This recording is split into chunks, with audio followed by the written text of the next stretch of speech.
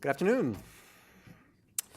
I'm Adam Lupel, IPI Vice President, and it is my pleasure to welcome you to this policy forum, Keeping the Peace from Above, Air Assets in UN Peace Operations.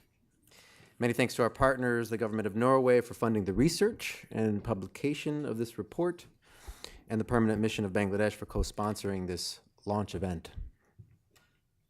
The report we are launching today forms part of IPI's broader work on field support to UN missions, which includes studies on medical support, logistics partnerships, support to regional peace operations, and multinational rotation contributions to UN peace operations, to name a few. One might argue that what these studies all have in common is that aviation and aviation assets play a role in each, whether we are talking about planes, helicopters, or unmanned aerial vehicles. Air assets are perhaps too often taken for granted by the non-specialists. I confess I've been guilty of that. Given little thought or understood as a narrow technical issue. But if you dig just a bit below the surface, or above the surface, as the case may be, one sees that this is a topic with broad consequences, not just for UN peacekeeping, but for UN strategic effectiveness writ large. Aviation assets are connected to a whole host of critically important issues. Issues related to, for example, command and control, operational coherence, medical care, and medevac. The protection of civilians, for example, to be effective over large territories, of course, relies on air support. Financing. As the report indicates, air assets represent the UN's second biggest expenditure after personnel. Even sovereignty issues and issues related to host country relations factor in here. Think about it. Aside from territorial integrity, what says state sovereignty more than control over airspace? So this is a topic that can both go big, inspire thinking on the all-encompassing issues, and bring us into minute technical detail. The report has a great table on the types of aircraft deployed in U.S. peacekeeping operations, from the AN-26B cargo aircraft to the Ruavolk attack helicopter. And you'll notice there's some photos around that were actually taken by our author, Alexandra Novoselov, for those who are into the hardware. And air assets is an issue that cannot be ignored, cannot be avoided. Peacekeeping operations are often most needed in the most remote areas where roads don't reach and where air assets are most necessary. So we have a great panel to discuss this all, but first we will have opening remarks from our partners. Ambassador Tariq Islam, Deputy Permanent Representative of the People's Republic of Bangladesh to the United Nations, and Ambassador Mylan Stenner, Deputy Permanent Representative of Norway to the United Nations. Ambassador Islam, the floor is yours. Mr. Moderator, distinguished panelists, ladies and gentlemen. It gives me great pleasure to welcome you all to this event to launch the IPI publication titled Keeping Peace from the Above, Air Assets in UN Peace Operations. We appreciate the Royal Norwegian Government's support for this report and thank the Permanent Mission of Norway for co-hosting the event with us. This is perhaps a first for us with Norway in the peace operation context and hopefully not the last.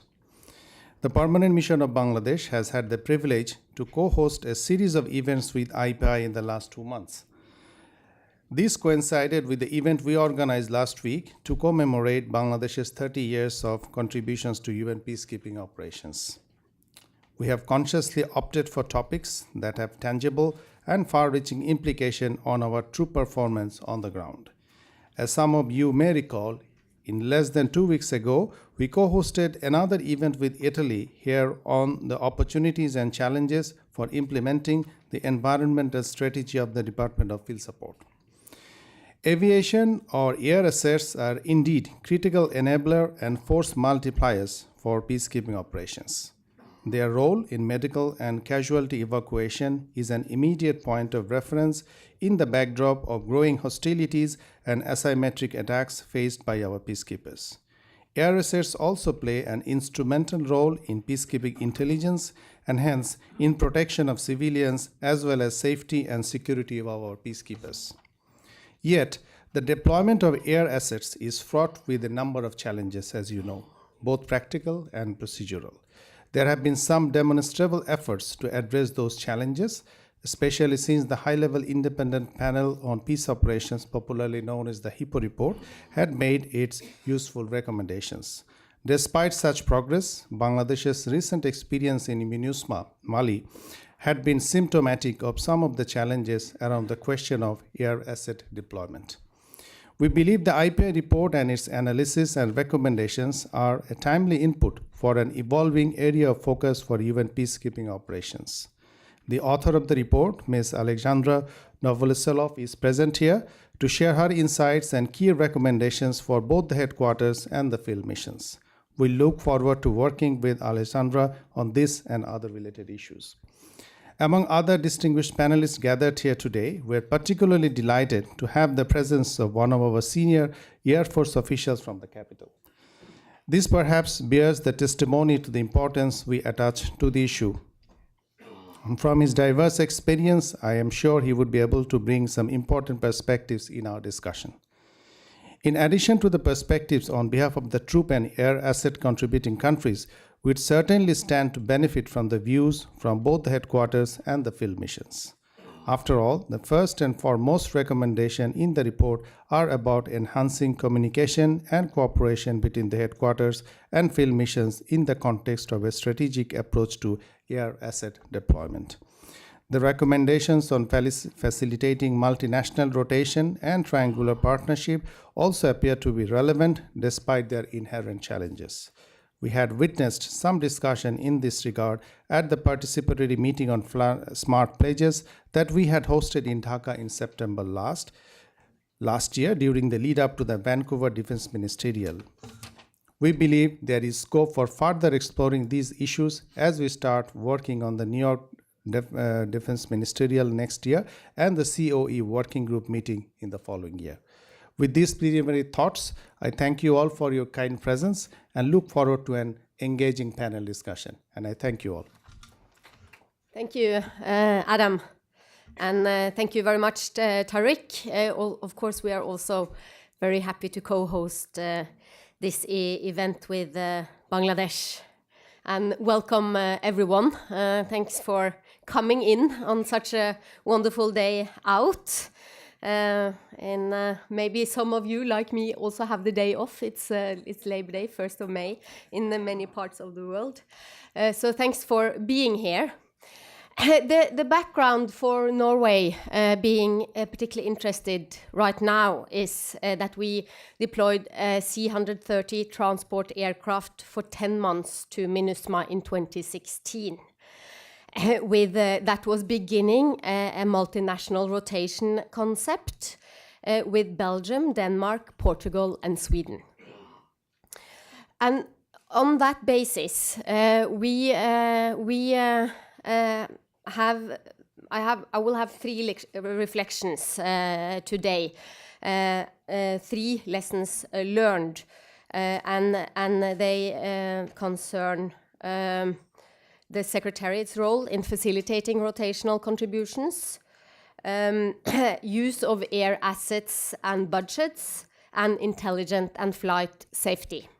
And on the Secretariat's role, the rotational contribution that came about with the countries I mentioned came when we had a spare capacity in the camp in Bamako that we were hosting, and we looked for options to continue that engagement in Mali after we could no longer deploy the C-130. The effort to establish the concept was purely a member state-driven process. This had many advantages, and member states should continue to investigate options for similar or other capacities. However, we agree with one of the conclusions in the report that Alexandra will be talking more about, saying that the Secretariat should consider playing a greater role in matchmaking for multinational rotation contributions. Second, regarding use of air assets and budgets. The Norwegian Tactical Airlift Detachment came fully combat capable to the mission. During the 10-month-long deployment, it carried out all kinds of missions, including cargo, passenger, casevac, medevac, aerial deliveries. But they had less tactical missions than expected. That was because there was a focus on cost reduction, and that limited the use of the aircraft.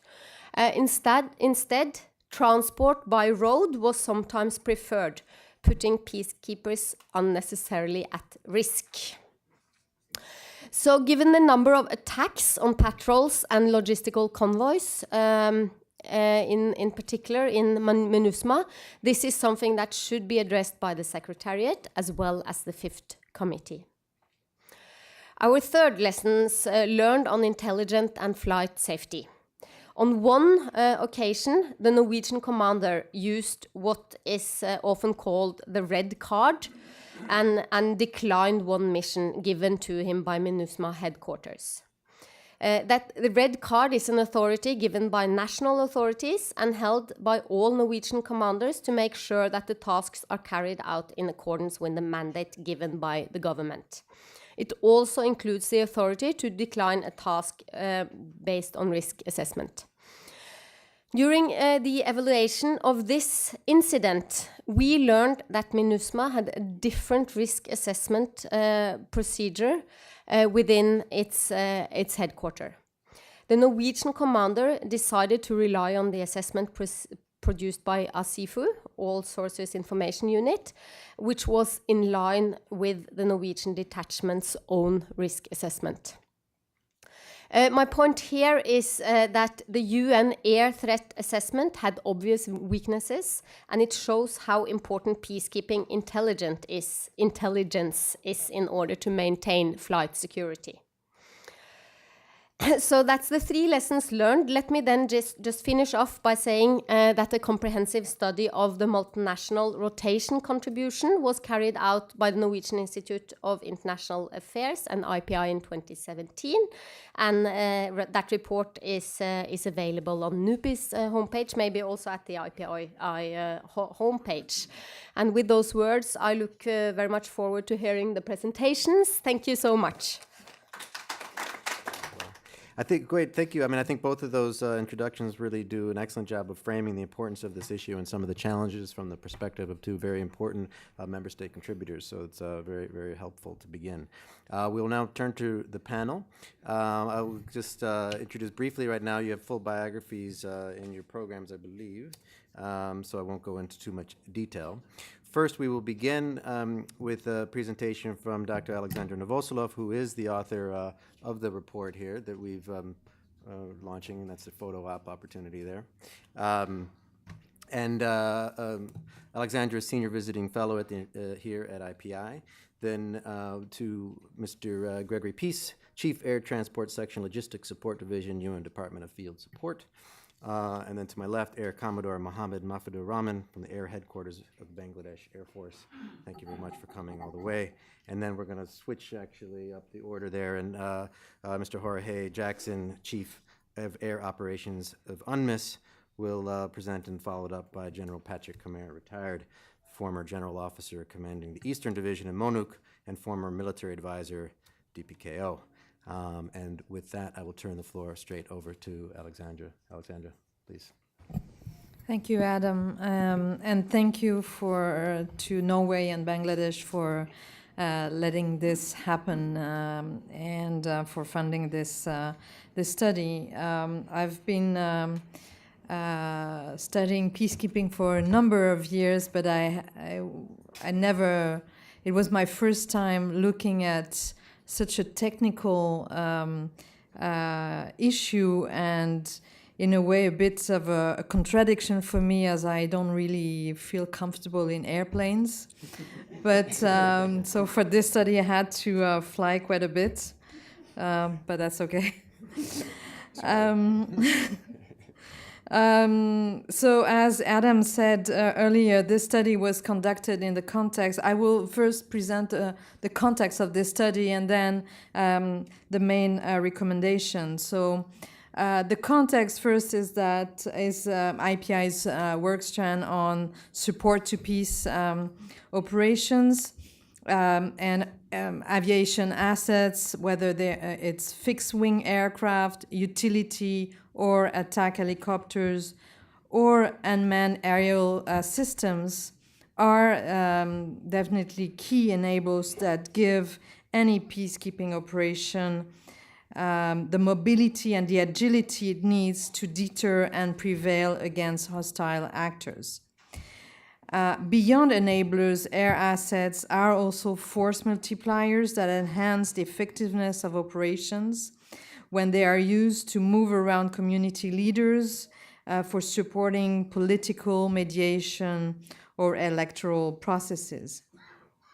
In many host countries, the UN provides the bulk of aviation capabilities. We often hear about Air MINUSMA or Air MONUSCO.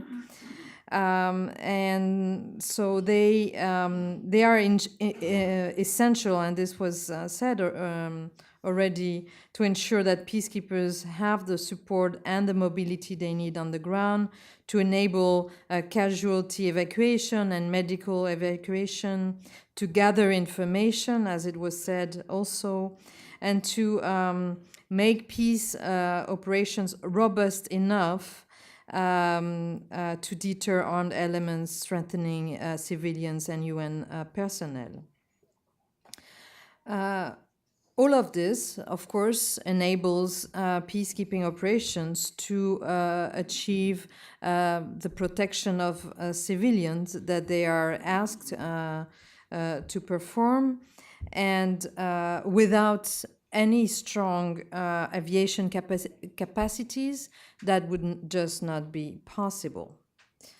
Air assets are also key in ensuring the trust of member states, of contributing countries in the mission, in particular when it comes to medical assets. The second aspect of this context is this study was also triggered by a discussion I had with Patrick Kamerat, as we've seen that there was a lot of complaints, mainly, I must say, by Western and Europeans, military officers and contingents. So many complaints about the rules and procedures of air assets in UN operations. You have numerous stories on how the UN failed in saving wounded, and how they could not deploy in a timely fashion for specific operations or medical evacuations. The third contextual aspect is also the bigger context of financial cuts, current financial cuts.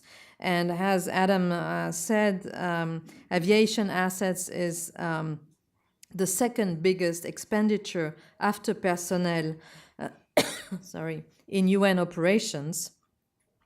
It's about 750 million. And as of last month, the UN has a fleet of 229 aircraft, 48 fixed-wing aircraft, so airplanes, 135 helicopters, and 46 drones. There are about 20 troop contributing countries to air assets, China being the most recent to join the UN fleet. And in this context, last December, the Secretary General launched an initiative to increase the efficiency of the use of air assets, but also reducing the costs by up to 15%. And Greg will, I think, talk more about this in a minute. So the focus of this study is to look how missions air assets are organized, generated, managed, tasks, controlled, and commanded. For this, I went to the Democratic Republic of the Congo and to Lebanon for field visits, and I had a number of interviews over the phone with missions in Mali and Central Africa. So what are the key findings and recommendations? And I'm sure this will be complemented by my fellow panelists here. Overall, we must acknowledge that the UN has steadily improved its operating procedures for air assets over the past several years. Numerous steps have been taken by the Department of Peacekeeping Operations and the Department of Field Support to strengthen existing policies and by missions to improve coordination and integration between civilian and military components. In the field, that integration has helped speed up processes, giving priority to operations, which is, of course, key. Having said that, there's planning that needs to be further integrated, and we can hope that the current management reform would help in this, as the medical unit will be integrated into the future Department of Operational Support. So overall, progress has been made. Procedures are in place, should be implemented and respected by all. Problems come when some individuals or contingents arrive in missions thinking they know best and do not want to conform to existing UN rules. Therefore, all military officers, in my view, deployed to UN missions should, one way or another, receive prior training on UN rules and regulations and standard operating procedures, in particular related to air assets. What I could see in my research is that ultimately it's not UN rules that are the problem. It is the persistent lack of needed assets and capabilities combined with the reluctance to use them when available, through caveats, that causes problems. These numbers mentioned earlier hide the fact that aviation is often the Achilles heel of UN peacekeeping, as these expensive assets are scarce relative to the large size of the territories covered and often lack all the required capabilities. There is a chronic shortage of military air assets in peacekeeping operations, in particular helicopters. And the financial pressure has already led some missions to further rationalize, meaning reduce, the use of their air assets. The effect is that missions are less mobile and more constrained in terms of the use of air assets. What is also missing is a strategic use of these assets in mission. UN air assets are managed like private companies do. What counts is the number of seats that are filled in an aircraft. What needs to change is the way air assets are used to look at efficiency, according to the impact these assets have on the conduct of an operation. Sorry. And on the implementation of the mandate. Moreover, the UN should renew its thinking so that the number of air assets deployed to missions is driven by the demands of the task and is not solely based on the number of troops in the mission. Also, the requirements should match the needs on the ground. Why equipping helicopters with night vision when they are not allowed to fly at night anyway by the host nation? Requirements should also be more realistic regarding the capacities of contributing countries. The UN Secretariat should consider playing a greater role in matchmaking for multinational rotation contributions of air assets, whereby multiple troop contributing countries agree to rotate responsibility for deploying certain assets, as it was pointed out by Norway. It should therefore facilitate, the Secretariat should facilitate those contributions to multinational rotation systems as air assets are scarce for everyone. And in this, of course, military planning is crucial. Finally, the UN could look more seriously at using national or regional aviation capacity for logistical tasks through targeted partnerships with national companies in particular, and not solely rely on subcontracting to international companies. So there should be some kind of capacity building in this area also. Thank you very much. Great, thanks, Alexandra, for giving us a picture of the report. I mean, I think there's a lot to respond to there for our panelists. One, I would just say it's good to know that there's progress has been made on UN procedures, but of course to say that maybe the procedures, the rules are not the problem, but the gaps in the assets and the capabilities and the lack of real strategic use when those capabilities are present. We'll now turn to Greg. What was yours? Thank you, Adam. Alexandra, thank you for the invitation. Esteemed panel, colleagues. It's good to see the Air Commodore. I realized that we both served in the former Yugoslavia in 1998 at the same time in UNPRODEP. I was a staff officer at the time, and quite interesting to note, I remember I was the air liaison officer being marched down the hall to meet with the force commander, and he had one view on the utilization of the helicopters that I was scheduling. One opinion on that, how they should be used for his needs, his requirements. And then the chief aviation officer marched me down the hall to meet, I forget her name at the time, but I believe it was called the chief administrative officer, had a completely different view of the command and control specifics of those aviation assets. And to make the plot even more interesting at the time, we had American Black Hawk helicopters painted white with the U.S. battalion at Camp Able Sentry, which I guess was the first and last American experiment in a full deployment to a UN blue-hatted peacekeeping operation. And I had no scheduling control over those aviation assets whatsoever. And so, excuse me, you could almost say that the more things change, sometimes the more they stay the same, perhaps. I think we are still struggling with many of the same issues that we saw nearly 20 years ago, or 20 years ago, in fact, that we are today. One thing Alexandra did mention is the demand and the requirements resulting in what you have on the ground. I can't agree with that more fully. I think that's what we came from in the Secretary General's initiative.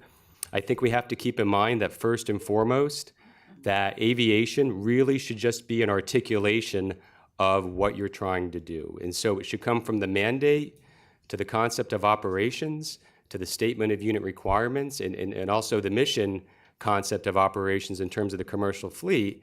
And so you can get in a dangerous area if you're just focusing on aviation in and of itself. And that was a bit of my challenge when I was charged by the Secretary General to enhance the efficiency and cost effectiveness of UN aviation.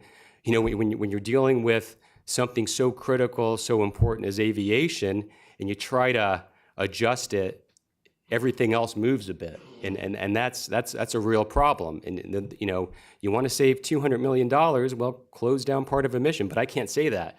If you're asking an aviation specialist, I can only give you the aviation answer. And you know, the knives came out. There was some fat to cut, but not a lot. Mostly cutting into some muscle and bone. And I think, as USG Kari has said before, you know, it was not doing more with less, the same with less, is doing less with less, is unfortunately the financial environment within which we're working now.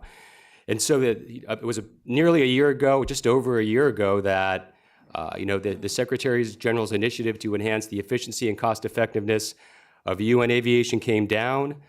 It was a directive sent to the heads of missions and UN leadership here at the headquarters with three-pronged approach. One was immediate measures to be acted without delay.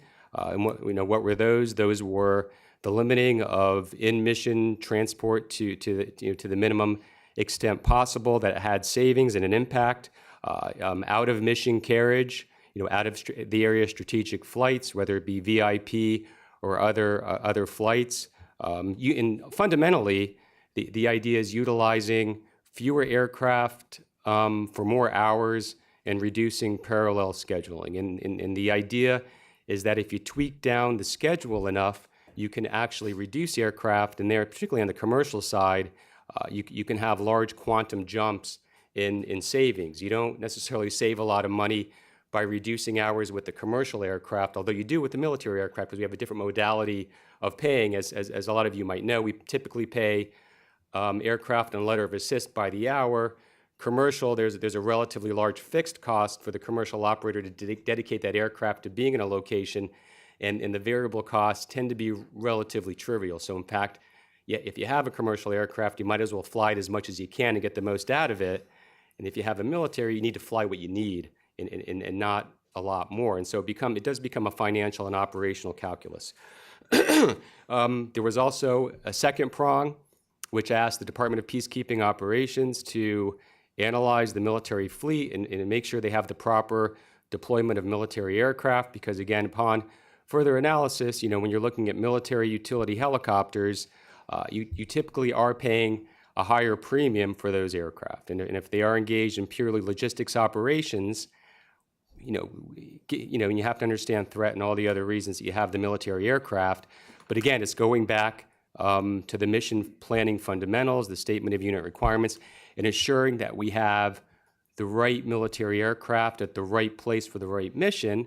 And if you don't, there's not only large operational liabilities, there's in fact financial liabilities as well. And if you're paying too much in one location, that's money that can be expended in another. So and again, if you look at my dilemma, I start looking at the UN more broadly. Suddenly, I'm looking at a global budget, which is not how a lot of committees and external bodies are looking at the budget. So I'm looking at an executive jet in a political mission balanced against a CASEVAC medevac need in someplace else, and it becomes like a very strange value judgment.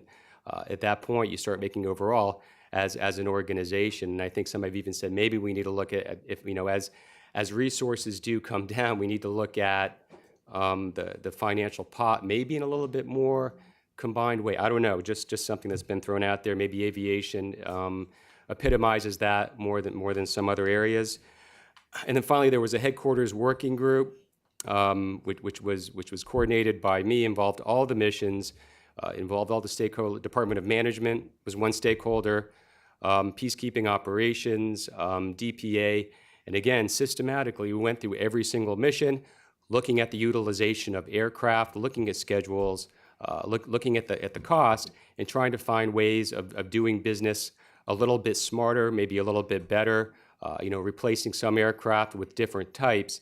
And again, it was relatively successful over a course of several years. We did, or budgets, I would say, not years, but within the year we identified from 2017, I would say, through 2019, well over $100 million in savings. And if you go back to prong one, which was immediate measures, we were looking at about $5 to $6 million in basically expenditures being saved and doing things in a different way. And it's not just, and the idea here is that we don't just have the initiative, things go back to normal, and then, 5 years now, some other Chief Air Transport gets a project dumped on him by the Secretary General and everyone scrambles and we try to find another 100 million. The idea is this is sustainable savings for the long term, and it makes life better for everyone, and that's some of the outcomes we found from this. And the idea wasn't just short-term savings hitting 110 or more million, 120, 130. It was finding lessons learned. It was finding ways of doing business better.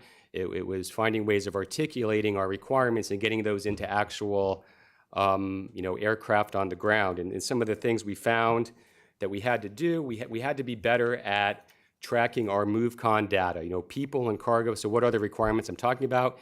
It's the movement of people, it's the movement of cargo, it's military requirements as well, and ensuring that we're doing that in the most efficient manner possible.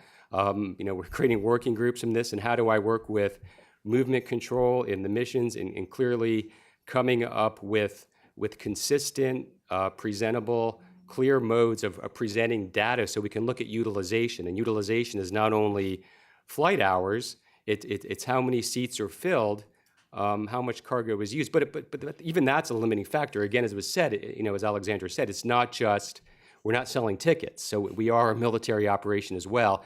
So mission accomplishment is really the outcome as well. So there's a balance there between the two. You want to be efficient within certain areas to an extreme. Areas like CASEVAC, MEDEVAC are very efficient by just getting the job done. And so it becomes complex. It's something we're working towards in terms of improved key performance indicators that'll help us go out, source the fleet, work with Office of Military Affairs to get the right military aircraft, go to the market, get the correct deployment of commercial aircraft due to the most cost-efficient price point. And then when we sit before the committees and the member states, we can explain clearly what we're doing so there's no confusion. And I think it's a very real possibility that as we've now pruned the budgets, the budget could go back up again. One strategic review after another is saying we do want increased mobility, decreased footprint. What does that mean? Typically means aviation. Again, it's CASEVAC policy just came out. If you send me out now to look at how do we support CASEVAC, MEDEVAC with the 10.1.2 requirement, I guarantee I'll come back with numbers that show a huge expenditure of aviation, and maybe that's the right thing that we need to do, not only as an organization, but member states, to fund life-saving capabilities, in terms of helicopters and maybe fixed wing, and then increase specialized equipment with more night vision goggle and other capabilities. And again, so it is our challenge to do this correctly as we move forward. It's a focus a little bit less, from my perspective, on the front end, that is the capabilities of the aircraft, the crew, the equipment, although that's still very important. But we're looking very much at the back end, the cargo and the people, utilization and efficiencies, but also not getting into the mindset of just the financial bottom line. There's a greater mission involved. Coordinating this with the military requirements, I won't get into that now, is very complex as well. We looked at military aircraft. In some cases, they are doing 100% logistics operations, but then if I go in and say, well, can we replace these with commercial? Well, maybe not. It becomes an issue. If I need a quick reaction force with armed troops, weapons loaded, that could be one issue. And it may not have happened in the past 3 years, but it might happen tomorrow. It's like dialing 911. When you need the fire truck or the ambulance, you need it. You may not need it every day, but when it's there, it's absolutely essential to have. When you get above higher than medium risk, it also becomes an issue. And I'll leave it at that. You could talk about aviation for hours and hours. And so very good study, so thank you. Great, thank you. No, that's incredibly helpful. We have so many conversations in this room about big policy issues around the UN, and often it comes down to, we have to think about implementation. And so to hear the perspective from DFS about when you have budget cuts, how are these mandates then implemented? How do you go about actually carrying out these cuts on the ground? When does the directive to do more with less mean actually less with less? And how you think about that strategically in a coherent mission is really, really very helpful. So thank you very much. We'll now turn the floor over to Air Commodore. Mohammed, the floor is yours. Thank you. Thank you, Moderator. Excellencies, ladies and gentlemen, good afternoon. You're going to do the So we're going to do a presentation here. Unfortunately, we only have it on the side panels. So I direct your attention to the screens, yeah. Sorry. Yeah, thank you. Thank you. Yeah, as you know, we are the military officer used to give the presentation, not oral discussion. So I made few slides to clarify my points. For that, it's a really great honor and privilege for me to be invited in this policy forum to participate on a subject which is very much pertinent and relates to my profession. As you know, that I'm also an aviator and long-serving peacekeeper.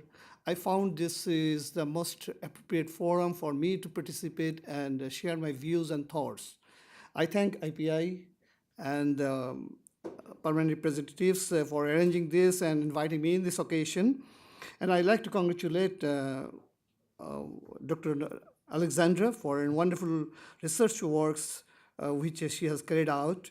And I have just had a skim through this paper, and what I found myself is deeply on board the thoughts and her ideas. And undoubtedly, it is a timely effort of hers to augment the UN capability and achieving the peace and stability through the optimum utilization of the air assets. It is true that the last few decades, a lot of development have taken place in the aviation sector, but there are still challenges which require to be addressed in order to extract maximum advantages for attaining the UN objectives. You know, while aviation is a very expensive affair, but by virtue of its unique characteristics, air power today, we find it most advantageous to attain any military and political objective. In this forum today, I would like to apprise you on the perspective of a contingent, aviation contingent, how we operate, what is the constant. Although in her research, it is already amply clarified, but I would like to show you the audience that how we carry out the mission, and finally also I'll give some observation on her paper and recommendations. Ladies and gentlemen, you know, our government is very much, has a strong commitment for the world peace. It is because we struggled a lot to attain our victory. And just after 4 years of our independence, our father of the nation, Bangabandhu Sheikh Mujibur Rahman, who reiterated his strong commitment for the world peace and security at the General Assembly in 1974.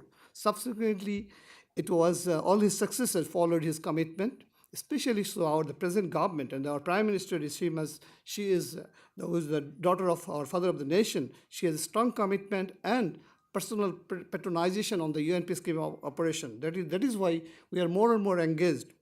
And as far as Bangladesh Air Force, ARS is concerned, we started deploying our air races in 1995 with 2 Bell 212 helicopters in Kuwait. And what we found that since the due professional uprightness, our contribution has been profoundly regarded in ENDPKO. And later on, BF also deployed our helicopters in various locations, as you can see in the East Timor, Haiti, Mali, and many other places. And it is today, you know, we also won C-130, which is the cover page of Alexander's research. That is our C-130. And these are the missions that we have been talking about, all the panelists have been talking about. These are the operational tasks, logistics tasks we carry out in different, with the different types of helicopter and fixed-wing aircraft we deployed in the UN mission area. I'll go a little first. So you see, since in 2 decades of our operation, we have flown a lot, around 60,000 flying hours we have achieved for the UN peacekeeping operations in different locations. And if you look at one of the statistics towards how much contribution we have in Congo, you can see that thousands of tons of cargo, passenger, dangerous goods we carried out in these areas. But challenges, what was highlighted, if I categorized, is environmental, operational, maintenance, and administrative. Just to give an idea, you know, this is a storm, dust storm and heavy rain, thunderstorm in different places make us really difficult. And the terrain and high hill in Congo, Haiti, for the helicopters. It's very difficult operations. And you can see on the picture, though no, there is not any suitable landing site, but for the secrecy of operation, we had to carry out this kind of very difficult situation. Over the sea flying, high flying without oxygen in our helicopters is a very difficult task. Most importantly, those areas are very much uncontrolled and without lack of communication, navigational aids, near miss is a common phenomena. So all these things you can also see some of the operational hazards. Maybe some slides are missing. Anyway, unpaved runway, unconditioned surface is also not good. It's one of the runway that we can see in Beni, Congo. You see some of the commercial airlines have gone out of the runway because of the condition, but our aircraft are still flying there for the requirement of the UN peacekeeping operations. Danger goods, unauthorized goods, sometimes we have to carry out in our C-130 and helicopters. Most importantly, you see, carrying the local troops who are sometimes they become rebellion. It's a very difficult task for the security of the aircraft and the personnel, but we are carrying out this kind of operations also in the mission area. This is a big challenge. For the safety, that we are flying with, this is one of the engine off condition we are flying because of the operational requirement. We had to carry it out with the third engine off for short runway, highly elevated in Goma. We had to carry out mission. So my idea is to show you the difficulties that we face as an aviation contingent perspective. Maintenance, away from the home country, it is very difficult for us to keep the aircraft serviceable. We take a lot of effort behind it, and there is no infrastructure for maintenance. Lack of support facilities in the commercial sector that we can outsource. And due to the price hike, it is very, very difficult. And we have to make a really good, big budget, big toll on this maintenance to keep this aircraft under operational status for the UN mission. Administrative challenge, maintenance security, deploying assets had to be withdrawn. It is a picture taken. We deployed 3 new helicopters in Mali, but probably the agencies could not ensure the security, and we got a lot of damage, and we had to brought back those helicopters back. Some tasking beyond the LOA. For example, deploy to some fourth location and stay for a longer time. It is an administrative challenge for the contingent for staying for a long time. And I will be a little critical, although it is mentioned in Alexander's research, that in the chain, air-minded appointments and expert at different level, creating some bit of occasional mistrust and unhealthy working environment in the UN system. However, we have some contribution despite lot of challenges. You can see that we have 2 decades of operation, and we did not have any accident so far. We maintained a high standard of safety, and LOA terms and we flew. We formulated joint operation procedures for those countries, war-torn countries like Congo, supported UN Aviation Authority formulating aviation SOPs, and established the right of air crew in UN formulating accommodation policy. I must mention here that this is my research paper, issue paper that I debated in UN headquarters in 2011. Till then, contingent was categorized in the same like infantry troops, 9 square meter for a person. But for the safety of the air crew, this was not in the consideration of the UN until I deliberated this in here and got it able through all the member states. And now that is the improvement that has taken place over the past. And I'd like to also proudly say that our country is the first time we have deployed 2 military female pilots in the mission area. They are operating in Congo helicopters. Some observations on the Alexander's paper, and it's my personal observation. It is nothing official. I must say that here. This in the mandate, it's the scopes, aviation assets, I must say that it is to be decided whether you want it for a logistic purpose or you want it a operational support purpose. You want to have the end state, so what is the means and ways, and the scope, should be very clearly mentioned. Only then probably we can use judicial use of the aviation assets. Review of the policy, command and control, it has been done, but I would still recommend that you integrate the TCCs, those who are deploying their air assets, more in this process. Peacekeeping demands objective-oriented operation, not number of troops. Then rational participation of the aviation commanders and experts in OT level, strategic, operational, tactical level, should be rationally balanced. Implementing UN policy requires civilian military air assets to be integrated, as my friend Peace and also said. But I will still argue that in some of the mission area, and I'm so happy I forgot to mention that on to my left, General Kemmert, he was my GOC once I served in the Congo Basin. So he also probably will understand that there's for the confidentiality and the secrecy of the military operation in the civil assets could not be or cannot be kept co-located, or there could be some differences of modus of operandi. So that is to be kept in mind. And one of the burning issues that the ARSs are being controlled by the chief and the director of mission support, who is responsible for the utilization, while the military leaders are given the authority for the operation and tactical control. It is at times difficult to justify, for the and satisfy each other. It is a root level problem.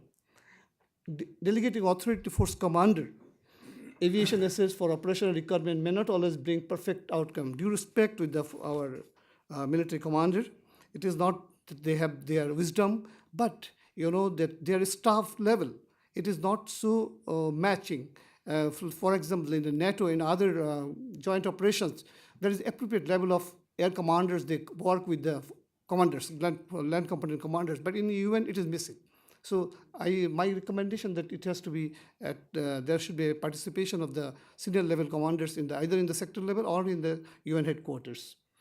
There is a requirement of mutual respect, trust on the TCCs and their SOPs. Very less participation of the aviation experts in the UN system has created a gap and led to lack of understanding and mistrust sometimes.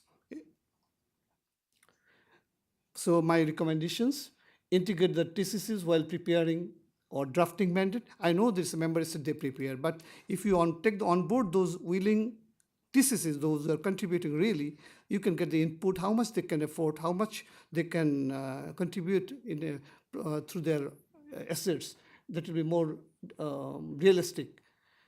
And create a congenial environment UN system, DPQO, DFS, and relevant committees, so that mutual trust and respect is met. Rational allocation of vacancies in relevant organizations for competent aviation experts at all levels, that I said. For high demanding missions or the high robust mission, my recommendation is that please, for consideration, those are military highly capable countries, they should be given the opportunity to deploy their air assets. And in case negative response, force requirement has to be prepared as per the capability and capacity of the willing TCCs. Once deployed, the TCCs to be assured of their necessary support from UN headquarters, including ensuring their security arrangements, for which we pull back our helicopters from Mali, and a smooth flow of logistics support and reimbursement. And reimbursement, I understand it is carried out the rate, but it has to be as per the international market price or market stake. In case any TCC is willing to upgrade or modernize the fleet to fulfill the mission requirement, UN has to ensure the deployment or utilization of those assets for a considerable period of time unless the TCC wants to withdraw on their own. DPQ may organize. Is in addition to that training requirement that Alexander suggested, it's my recommendation that we may think of having a joint exercise amongst the willing TCCs that will help better coordination and interoperability and making better procedure and attaining the objective. Review the SOPs, taking the input from the deployed contingents, it will be more better. recognition for the special achievements. It is done in the mission area, but through some kind of letter of appreciation or commendation. But still, I say something tangible, like increase the reimbursement rate or give some more opportunity to their country representatives in different appointments. And finally, but the last one is that steps may be taken for organizational reform and augment the qualitative human resources in peacekeeping operation process. I have a specific suggestion in this regard to the distinguished panel, that I feel that in different panel, it is better to put more military officers in the aviation line, so that because they are more accountable to their country and also for the organization. That is from my side. I'm not an aviation theorist, but I believe I am a strong advocate for the air power. If we put it in the correct perspective, correct format, probably we'll be able to attain our objective much better and faster and more efficient way. Thank you.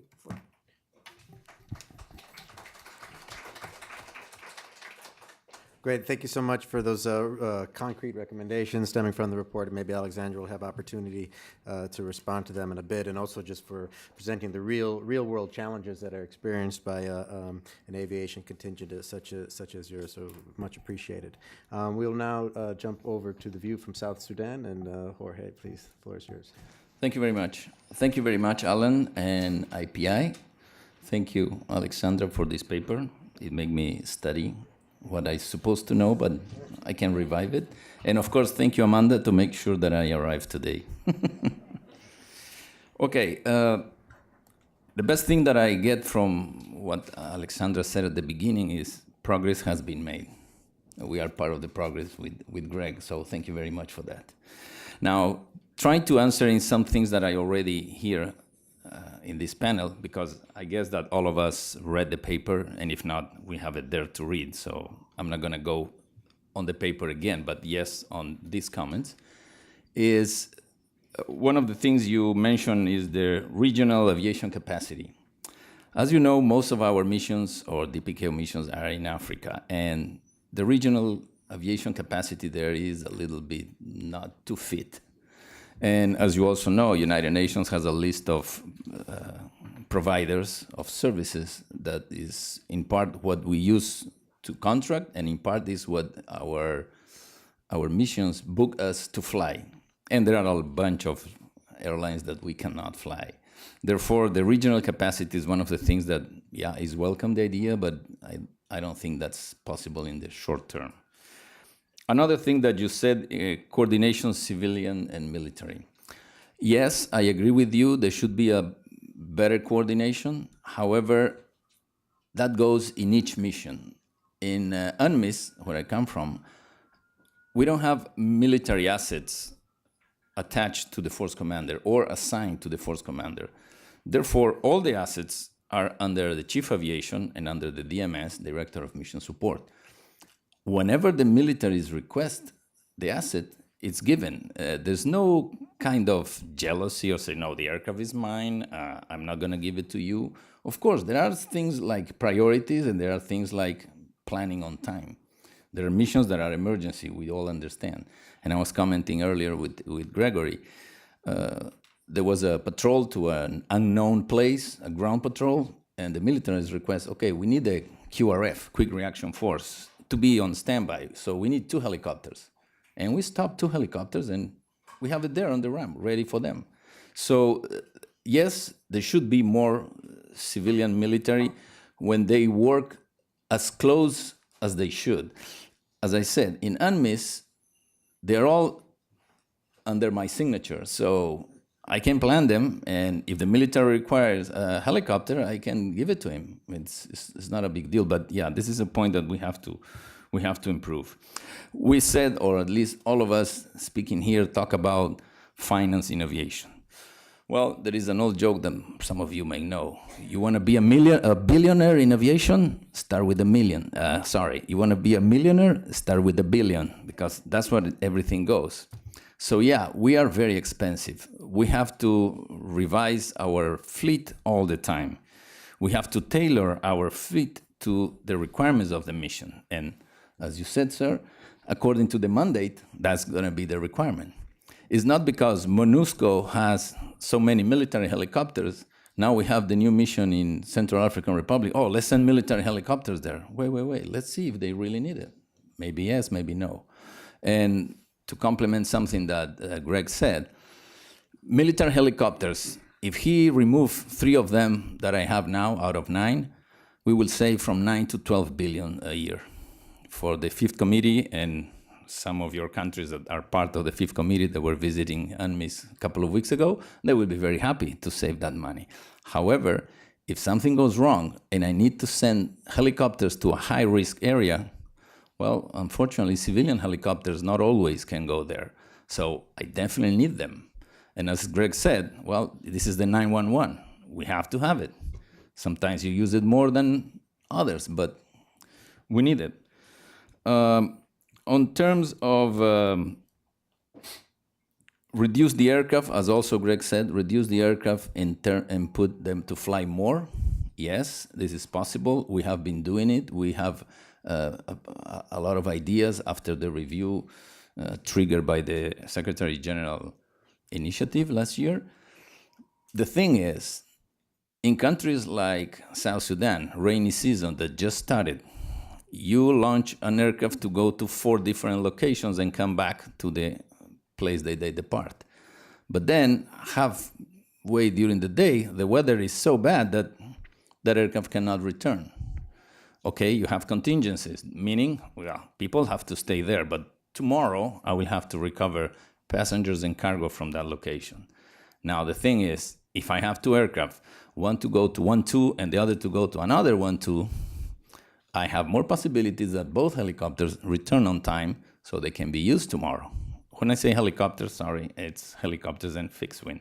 But I'm most focused on helicopters because this is kind of the problems we have. So this is one of the things. The other is the infrastructure, of course. Infrastructure in Africa, as I said before, well, is not the best you have. So a lot of locations, we could have used an airplane that can carry 50, 40 passengers. But because there's no runway, you have to send a chopper that can land in a tennis court, so then you have 20. And then if you need to remove 40 or bring 40, it's obviously 20 times 2. That's mathematics. So this is another thing that we...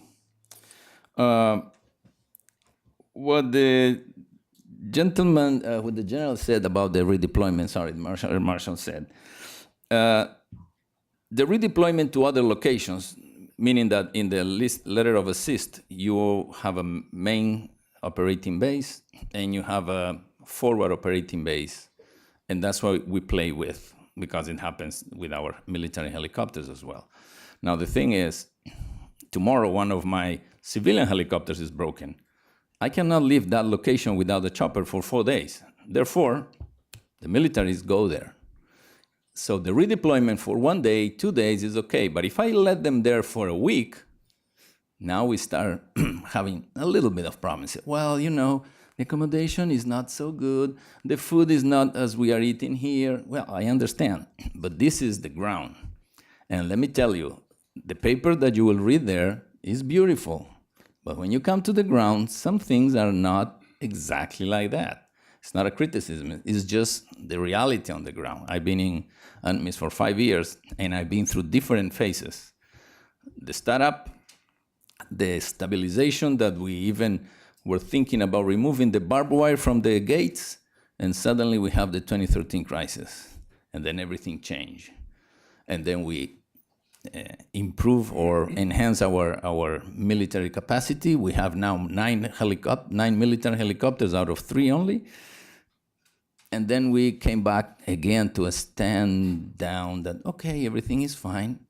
And then again, 2016, 2015, another punch in Juba came up that motivated the Security Council for the resolution of the Regional Protection Force.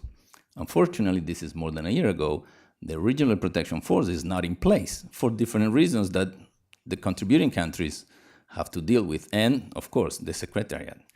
So, yes, aviation is a very interesting tool. It's an amazing tool, but aviation is not the problem solver. Yeah, we can talk about aviation all what we want, but We cannot see aviation that because aviation cannot do that, the mission cannot do this. No, no, no, no, sorry. I'm an aviator for more than 30 years, and I will defend aviation in any panel. So yes, we have to coordinate more. We have to always understand and acknowledge that there is room for improvement, always, in every aspect of life. We also have to realize that what we see here from the headquarters is something, when you go to the reality on the ground, is something else. You may know that there is something called SOFA, the Status of Force Agreement, that the host country will sign with the United Nations before we deploy a mission. However, the moment we land there, not all the SOFA is follow. And when the SOFA is not follow, I have a medevac, yes, my aircraft is ready, the doctor says go ahead, but the guy in the tower with flip-flops says, no, you're not flying. So what should I do? So this is the reality on the ground. And of course, reminders like this, like the paper you just wrote, is more than welcome. I will share my views and all the panel's views with my team there in aviation. Just another commercial here. In our team of 16 in air operations in the capital, Juba, I have 11 military staff officers that come from different countries. Only 5 or 6 of us are civilians. Out of the 5 or 6, 2 are totally civilians from their civilian aviation background. The other 5 are military retirees like me. Thank you very much. Great, thank you, Jorge. Really great again to hear more perspectives on the reality of the ground with the consequences of the policies that are developed in New York and beyond. So much appreciated. We've got about 20 minutes left for the events. We want to make sure we have some round of questions. But first, we will hear from Patrick Kamer. The floor is yours. Thank you for organizing this event. Thank you, IPI and the donors, Bangladesh and Norway, for supporting Alexandra to write this excellent paper. It's very nice to see my friend sitting next to me, who was the contingent commander of the utility helicopters in Bangladeshi utility helicopters in my division, the eastern part of the Congo. A little anecdote. When he was the contingent commander, we had a major problem in Ituri, where a Nepalese platoon escorting human rights people who were investigating the problem came under heavy fire when they landed, and the Bangladeshi utility helicopters under fire had to extract the Nepalese platoon supported by Indian attack helicopters, and the young captain, Nepalese captain, who coordinated this quite difficult multinational event, so to speak, brave young guy, managed to get everybody out. He was the last one to board the helicopter, was shot in the back and was killed. If you go to Kathmandu, in the Peacekeeping Training Center, the major new auditorium is mentioned after him. So it's very nice to see you back here. Let me rock the boat a bit. After all the interesting comments, I talk to you a little bit with my hat on again as the General Officer Commander of the Eastern Division in Congo, where I had 30 military helicopters in my division. Attack helicopters, utility helicopters, light helicopters. I can assure you, within a month after my deployment, and I came here from New York as the military advisor, I had mid-air collisions with the administration. Blood on the wall.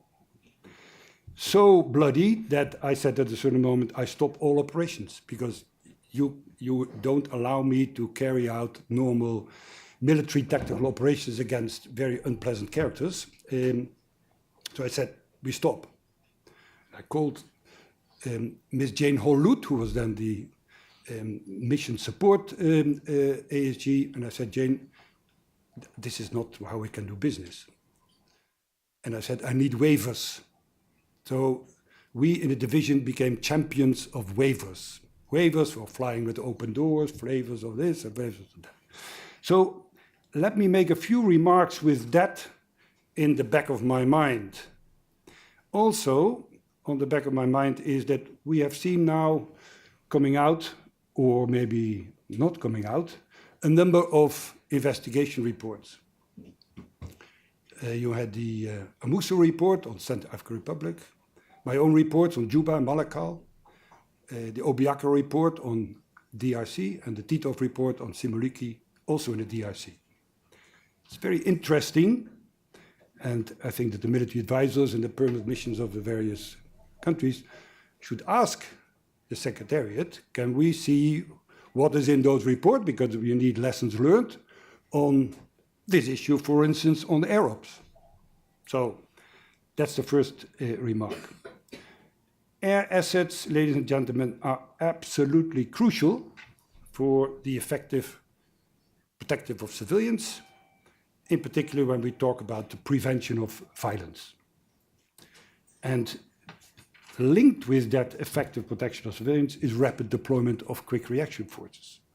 Quick reaction forces needs dedicated air assets and a wilco mindset of all involved. UN missions need in particularly rotary wing air assets more than ever before. Reduction, and I hear all the time budgetary discussions, as a man with my feet in the mud, I don't care about your budgetary problems. The reduction to save money, cutting an air asset, is a dangerous expedition. And I think unwise. Certainly, at the same time that we enlarge area of operations when we cut units as well. You know, less troops means more areas to cover, and then suddenly, for budgetary reasons, we cut air assets, and the council said you have to protect civilians under imminent threat. It doesn't match. I'll come back on that in a second. The second remark that I want to make is night vision capability. Night vision capability, ladies and gentlemen, is an ongoing struggle for years. I have been mentioning night vision capability since I was in 2003 military advisor here, and in 2005 and onwards when I was the General Officer commanding the Eastern Division. All the pledges of this world, ranging from New York to London to Vancouver, apparently have not solved the problem. I would like to see this list of pledges and see all those helicopters with night vision capability. Because the trouble, most of the time, is not during the day, the trouble is during the dark hours. Now, statement of unit requirements, abbreviated SURs, for air assets migrated to the letter of assist between DPKO, DFS, and the troop contributing countries, are many times compromised. Why? In order to deploy very quickly.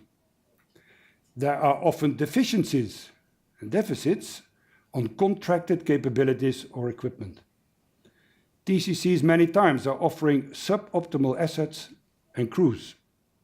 This degrades the necessary military capability to deliver the mandate and the concept of operations. And TCCs are getting away with it. The absence of night vision capability, with night vision goggle configured cockpits and qualified pilots, is threatening the implementation of mandates in an environment where a number of missions operate authorized to use force beyond self-defense. The United Nations is increasingly targeted, as we all know, in a number of missions. So it is therefore unbelievable, and in my view unacceptable, that recently a mission asked United Nations headquarters to repatriate 3 attack helicopters with night vision capability. How on earth is it possible? Yes, for budgetary reasons.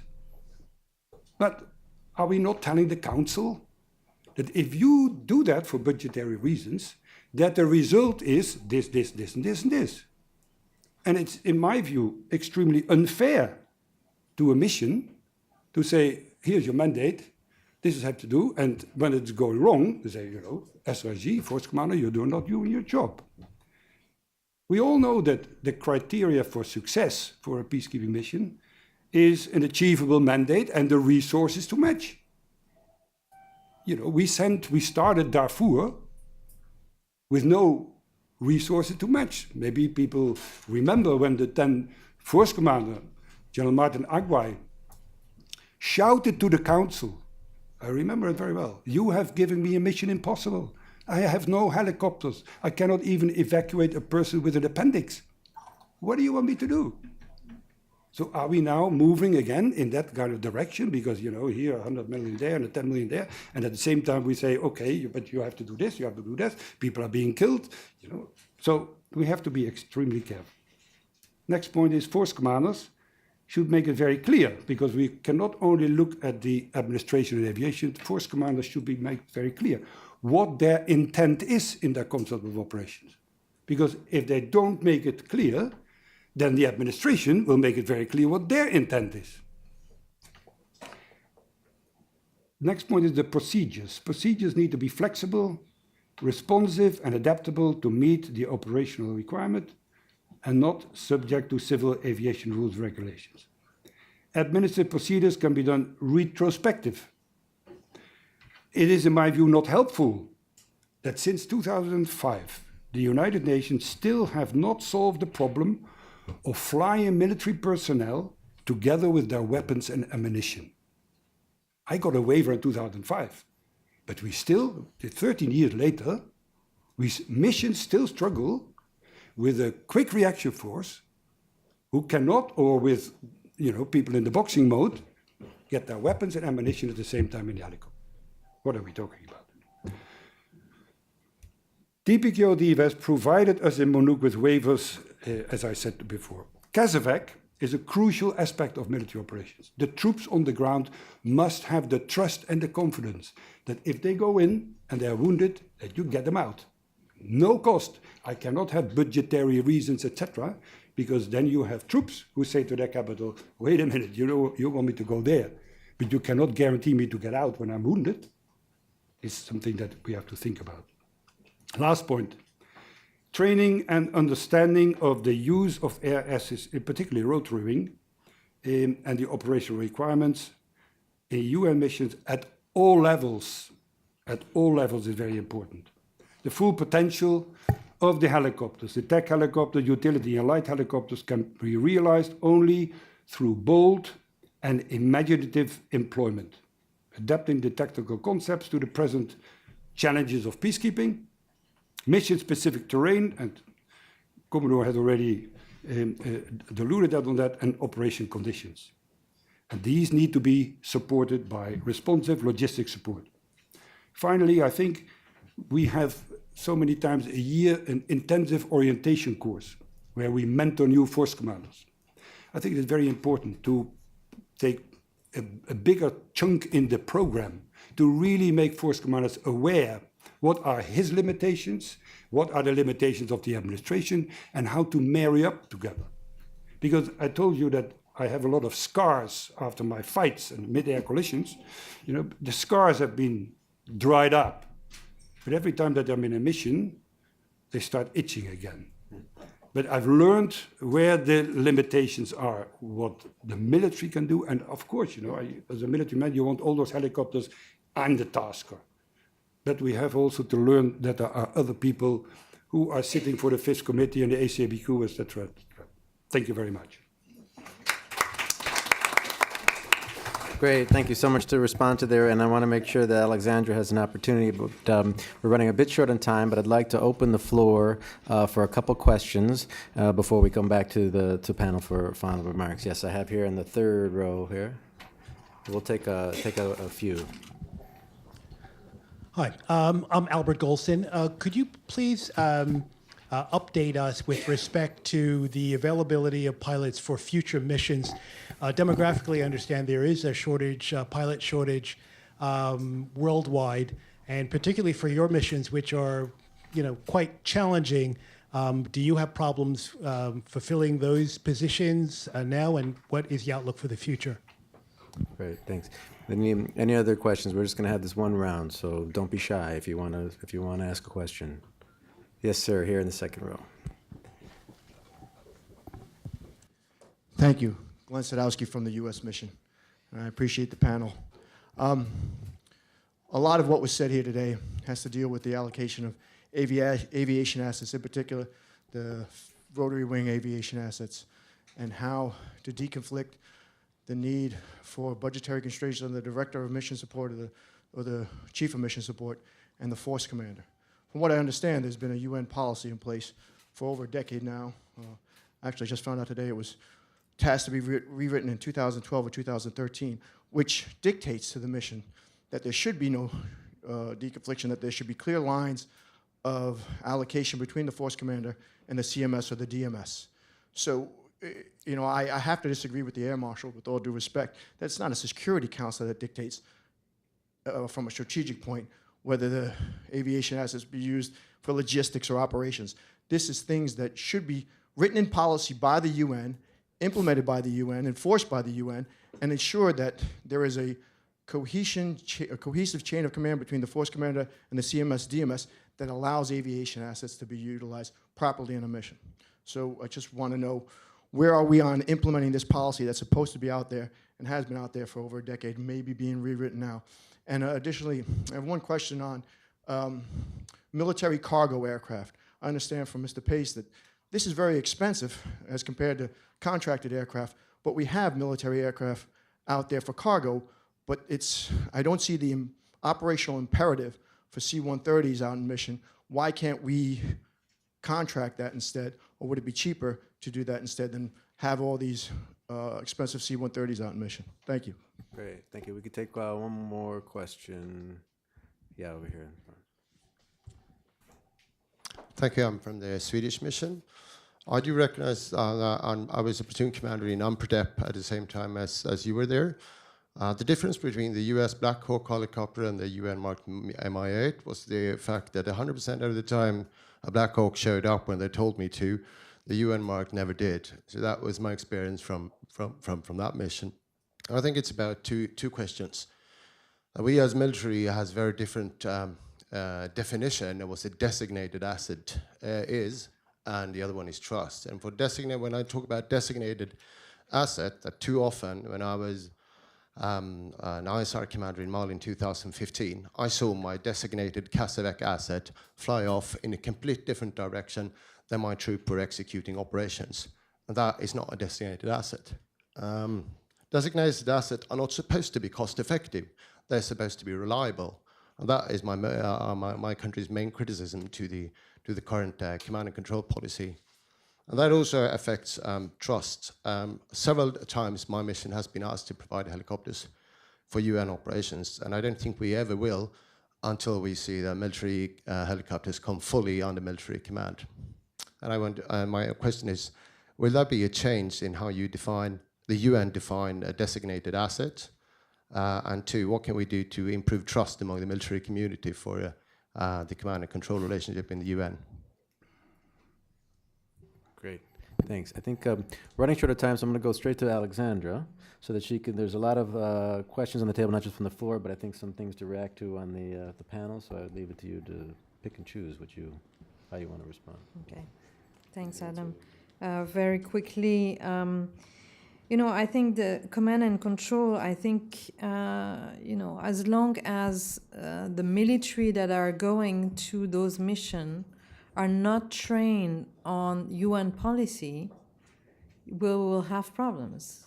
I mean, one way or another, in all our countries, they have to be trained on UN policy. I mean, I can only speak for MONUSCO where I was, and I, to be honest, I really saw a lot of goodwill from both sides, so to speak. So when I talk about civilians, most of the time these are former military, so they fully understand the requirements of the military when they have to do operations.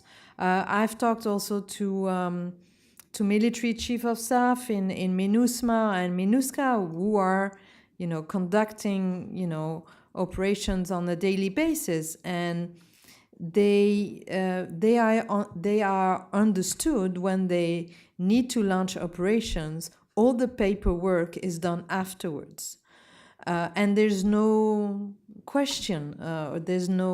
Nobody's questioning that. So this is done, and I think this is one of the things that has improved. The paperwork is done afterwards, so the priority is given to operations. I mean, that's what I saw in the field missions I went to, and when people, again, when some officers thought that they knew best, then that's where problems were occurring. But I'll let Craig talk about the more technical. Yeah. Command and control, to your question, is a continuing issue that's brought up perennially I think at discussions like this, and probably very validly so. I would say it is under review by DPKO, but the current policy does not preclude operations to take place in a very responsive way.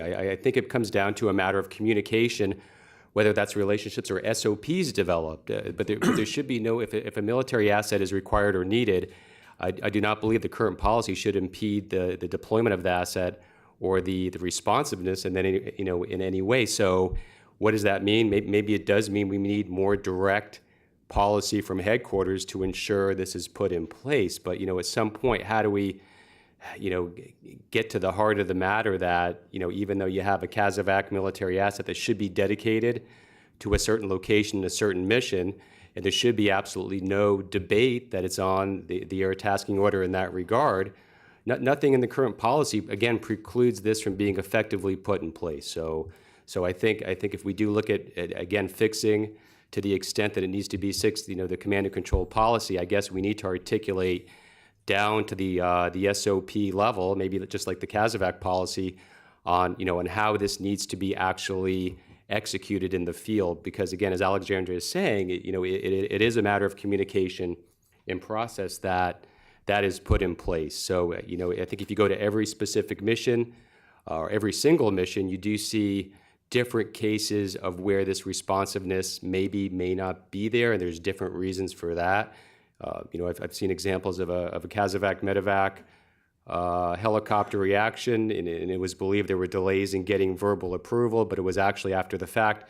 It was a matter of actually getting the correct coordinates and then securing the LZ. So there is a lot of miscommunication during and after the fact of these operational taskings. I'm definitely not here to say that it doesn't need improvement and that each mission should be critically examined on how they do put in place command and control protocols, but again, it's dictating to that relationship and communication and SOPs that do need to be put in place. Pilots for future missions, that's an interesting question. Has the global pilot shortage impacted us? I would say yes. We don't feel it directly. We don't hire our own aviators. As you know, we contract commercial aircraft on what you could call wet leases.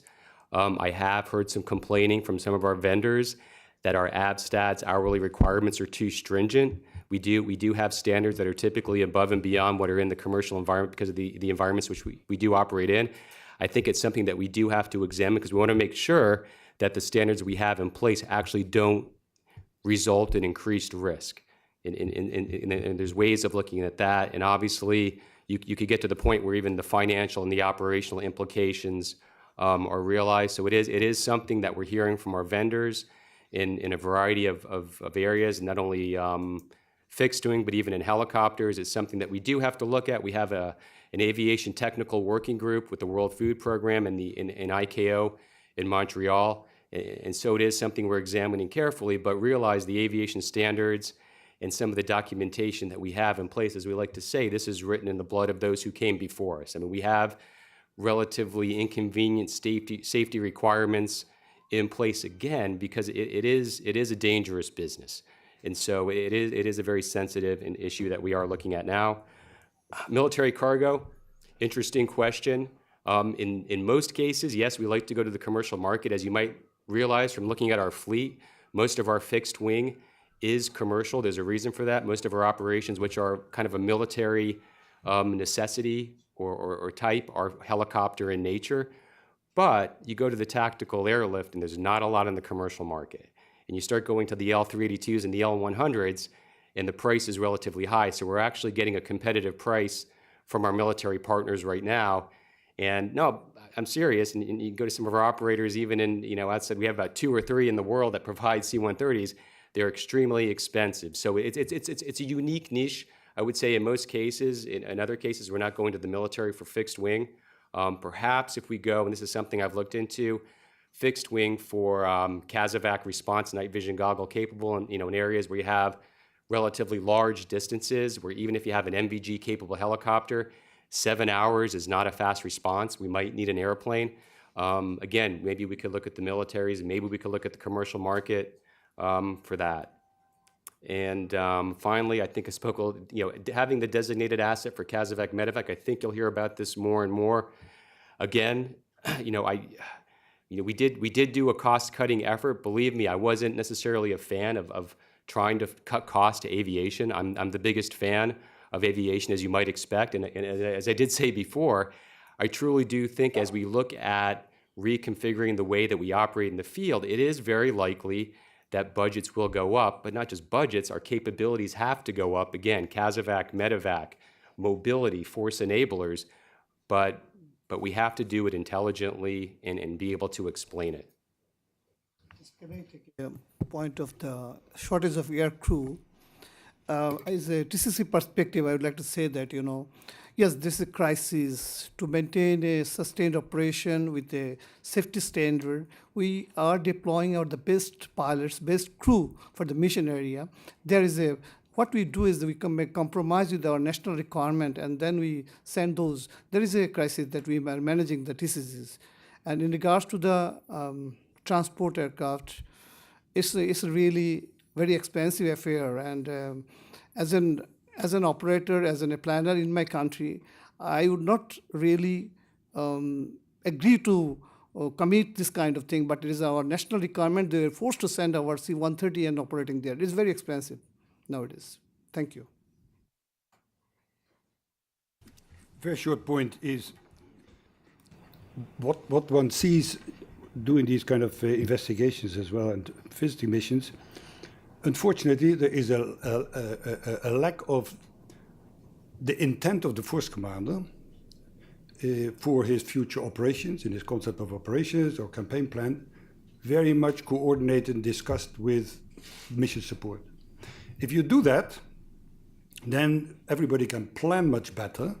But if there is kind of no intent and there is no plan, there's no forward-leaning, risk-averse attitude, there's no real proactive attitude, then it is very difficult also for our colleagues from mission support and the air ops to allocate aircraft, dedicate aircraft, because they have other things to do than that, unless there is a very clear plan on how to do these kind of business. Or any response? Thoughts? No, I think everything was Okay. perfectly clear.